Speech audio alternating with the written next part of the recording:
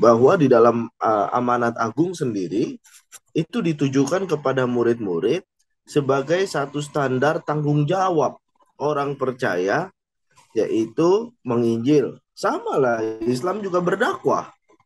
Jangan posisinya udah sebelum diskusi saya benci Kristen, saya mau bilang Kristen itu salah. Ya Anda nggak bakal bisa diskusi yang benar.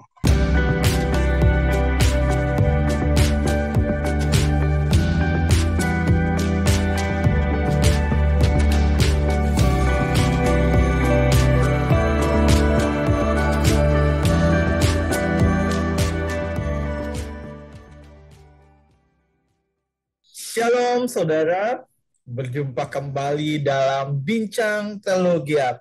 Di episode hari ini kami akan membahas sebuah video dari channel YouTube Elena Handono Official. Ya Bapak Ibu Saudara, hal-hal apa saja yang dibahas di dalam video tersebut, langsung saja kita akan berdiskusi dengan Dion pada hari ini. Halo bro, ya Rom. Uh, kita akan bahas video dari Elena Handono, bro.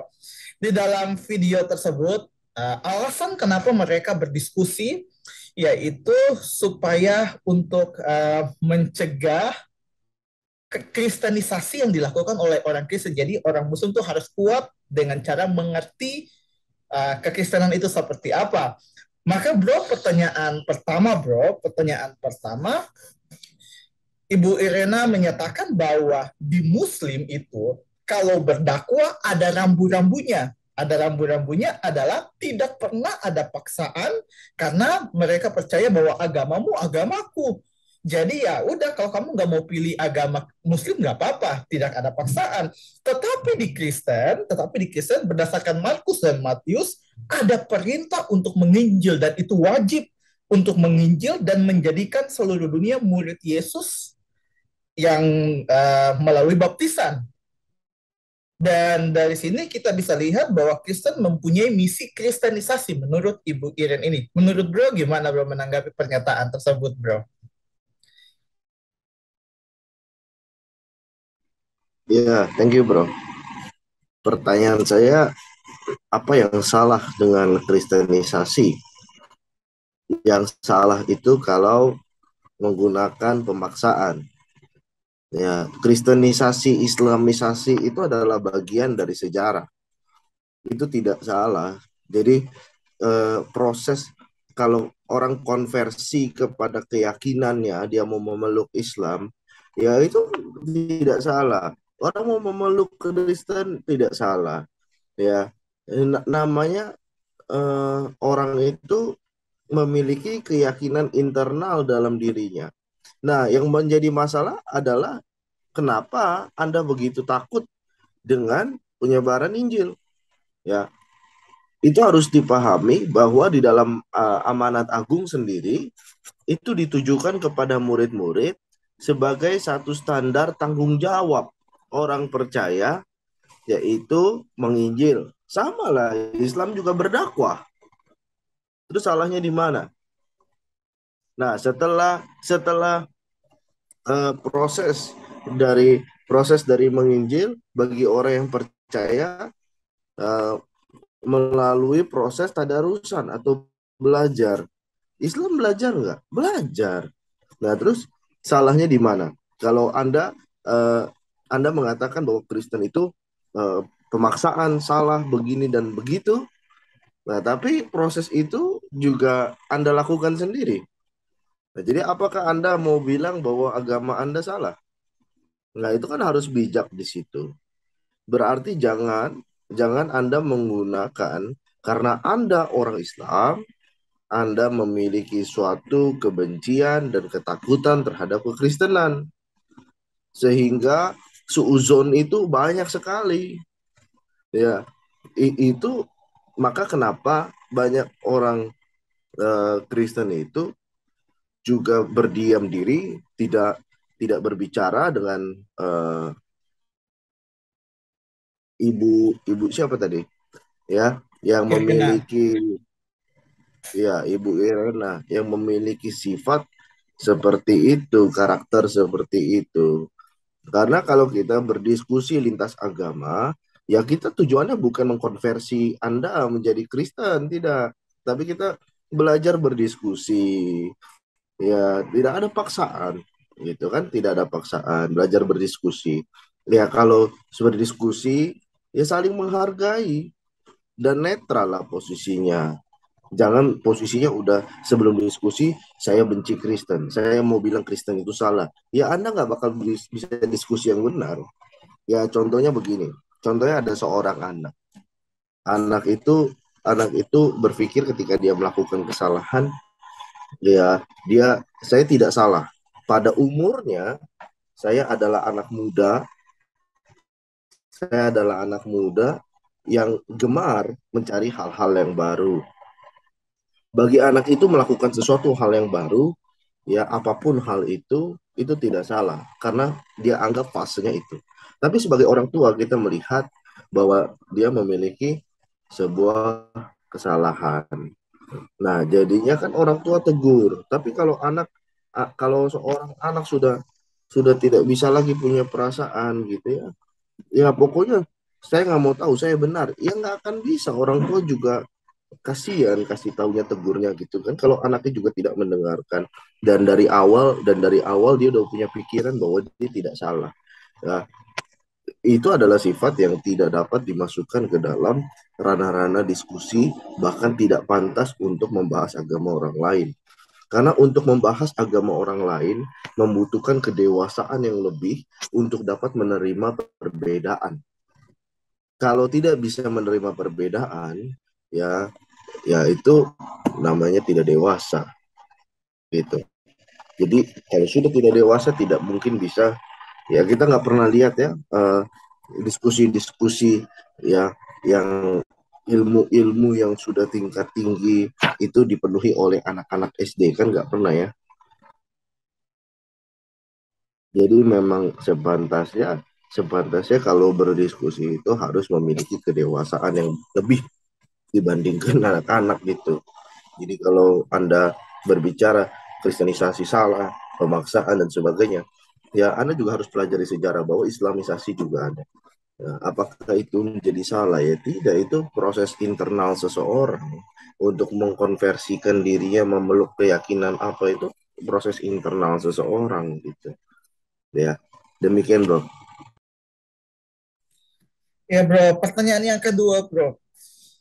Ibu Irena ini juga menyatakan bahwa peluang yang sering digunakan untuk kristenisasi adalah pada saat ada orang yang sakit atau sedang membutuhkan uang.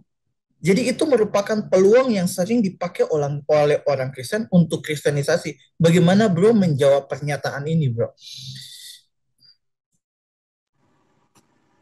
Iya, kami sebagai orang Kristen, ini pandangan saya. Jika ada orang Kristen yang berbeda pandangan dengan saya, silakan.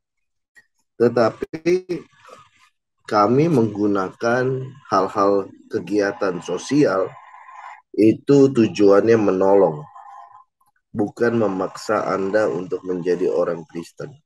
Ya, sekali lagi, tujuan kami hanya menolong karena memang sebagai orang percaya kami diajarkan untuk membangun hati nurani, mengasihi, bahkan hukum Kristus yang terbesar adalah kasihilah sesamamu manusia seperti engkau mengasihi dirimu sendiri.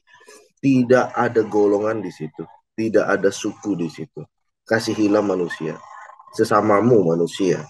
Jadi jelas selama ya manusia manapun yang memang memiliki uh, kebutuhan, kekurangan, ya kami sebagai orang Kristen membangun hati nurani untuk menolong semampu kami. Jadi itu tujuan dari orang uh, orang Kristen menolong menggunakan uang dan untuk menemani orang-orang sakit, itulah tujuannya. Karena tahukah Anda juga orang sakit itu memiliki sebuah psikis yang sangat berat yang memang butuh untuk ditemani, ya tidak sekedar hanya dikirim ke rumah sakit lalu eh, lalu dibiarkan melalui pengobatan sendiri. Secara psikis juga mereka membutuhkan. untuk ditemani. Ya, jadi tujuan kami jelas hanya untuk aktivitas sosial, menolong, dan karena itulah tugas kami dan kami membangun hati nurani. Nah, di lapangannya ada nggak yang memaksa untuk orang lain menjadi Kristen? Ada, ya ada. Saya tidak pungkiri itu, ada pemaksaan, betul. Tetapi itu bukan identitas Kristen sesungguhnya. Jadi tak ada di dalam Alkitab untuk dipaksakan tuh nggak ada. Amanat agung itu diberikan untuk orang percaya, bukan dipaksakan untuk orang tidak percaya. Nah, jadi Anda harus memahami itu dan kalau Anda berbicara sudah sebelum Anda membuat kesimpulan, Anda sudah memiliki di pikiran Anda bahwa Kristen ini buruk dan sebagainya, maka semua statement Anda menjadi buruk. Padahal jika Anda melihat ada juga organisasi-organisasi Islam juga ya di Papua, di Afrika, itu juga menolong dengan cara memberikan makanan, memberikan pakaian dan sebagainya. Lalu kami orang Kristen kalau kami mau berkata suuzon gitu ya, kami berkata bahwa wah orang Islam melalui menggunakan uang dan sebagainya. Ya, tidak, kami hanya melihat itu sebagai tindakan sosial dan bagus itu, ya. Jadi kami tidak berpikir macam-macam bahwa orang Islam menggunakan peristiwa itu dan sebagainya sebagai kesempatan untuk memaksa mereka menjadi Islam. Ya, kami tidak melihat itu. Itu hanya aktivitas sosial saja. Seperti saya jatuh dari motor. Waktu itu saya pernah jatuh dari motor. Lalu banyak bapak-bapak yang habis Jumatan tolongin saya. Nah, itu kan sebuah tindakan baik, ya, hati nurani. Apakah ketika mereka menolong saya, mereka memaksa saya jadi Islam? Tidak. Itu. Dan saya pun juga nggak ada pikiran mereka berbuat baik karena ingin saya masuk Islam. Tidak. Saya berpikir mereka menolong karena Islam mengajarkan untuk saling menolong. Seperti itu kan. Ya, sama juga dengan Kristen.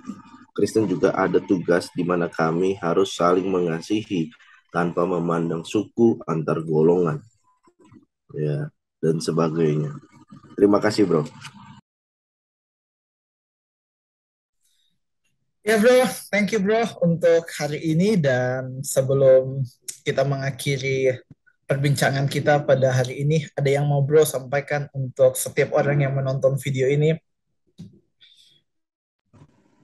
Iya, yang saya ingin sampaikan, seseorang yang layak atau patut ya untuk membahas kajian-kajian agama itu adalah orang-orang yang dewasa. Terlebih lagi bila kajian-kajian agama dilakukan lintas agama. Sangat dibutuhkan kedewasaan dalam hal itu. Kalau kita hanya berbicara, berdiskusi tentang Kristen, lalu tiba-tiba datanglah orang Islam, ada orang Islam yang sensi bilang kita melakukan kristenisasi. Ya kita harus jujur bahwa kita hanya berdiskusi. Kita nggak ada memaksa orang, memang fakta kita nggak memaksa. Tapi apakah tidak boleh membahas tentang agama-agama? Saya bahas tentang Islam, agama Kristen, nggak boleh. Berarti di Indonesia kalau sampai tidak boleh, nah berarti kehendak bebas, ya demokrasi itu sudah sangat kurang jadinya. Ya, karena hanya membahas loh, bukan menyakiti, bukan merendahkan, hanya berdiskusi. Dan saya juga eh, mengetahui beberapa orang-orang yang beragama Islam, teman-teman saya, ya juga ada ustadz-ustadz yang memang baik hati, organisasi masyarakat, ormas juga, ya yang baik hati itu banyak gitu. Jadi memang dibutuhkan kedewasaan, ya. Jadi kita tidak boleh juga sebagai orang Kristen kita melihat bahwa orang Islam asal ngomong nggak boleh, ya karena ini hanya yang kami ambil di video ini ya memang kami meluruskan saja, tapi tidak semua orang Islam seperti itu. Banyak orang Islam yang baik-baik hati, bro. Ya, jadi orang Kristen juga perlu dewasa. Ya, juga beberapa dari orang Islam yang menyerang kekristenan juga perlu dewasa dalam membahas lintas agama. Demikian. Ya, thank you bro. Dan untuk setiap Bapak Ibu Saudara, kalau Bapak Ibu Saudara diberkati dengan video ini, jangan lupa untuk subscribe dan jangan lupa juga untuk share video ini. Sampai ketemu di video selanjutnya. Tuhan Yesus memberkati.